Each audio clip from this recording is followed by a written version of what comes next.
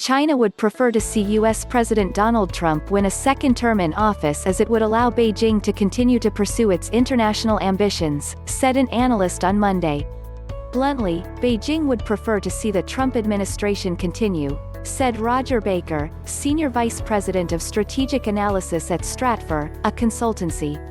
The reason is that at least, thus far, the way the Trump administration has acted and the perception internationally of that administration, and what you see going on domestically inside the United States and the polarization inside the United States, gives Beijing an advantage, said Baker. He added that what Beijing would really fear is a concerted U policy and a coordinated international policy that constrains China. U-China relations have become increasingly strained in recent years as the two sides spar on a range of issues, culminating in the closure of 2 consulates in the last week. Last week, Secretary of State Mike Pompeo delivered a sweeping address at the Richard Nixon Presidential Library, saying the U will no longer tolerate Beijing's playbook to usurp global order and calling on allies to induce China to change. Pompeo also called for the engagement and empowerment of the Chinese people, whom he described as dynamic and freedom-loving people who are completely distinct from the Chinese Communist Party.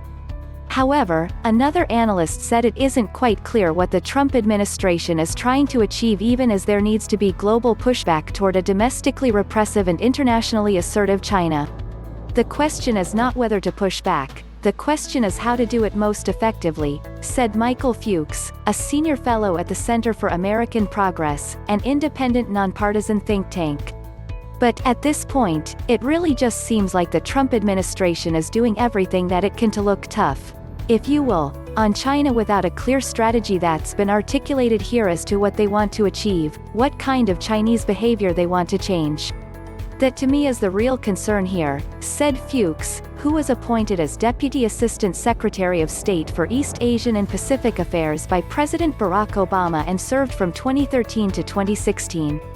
While there may be concerns domestically, particularly among businesses, about Beijing's aggressive diplomacy, there is support for Xi Jinping's approach to international relations, said Stratfor's Baker.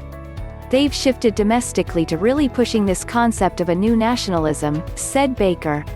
The idea of pan-Chinese-ism, you pull it together, you talk about 4,000 plus years of history and you say China is in a position where the world is treating it unfairly and China needs to finally stand up for itself, move past that Xiaoping moment where China is quiet and stands on the sidelines, and he's gaining some support for that internally, said Baker.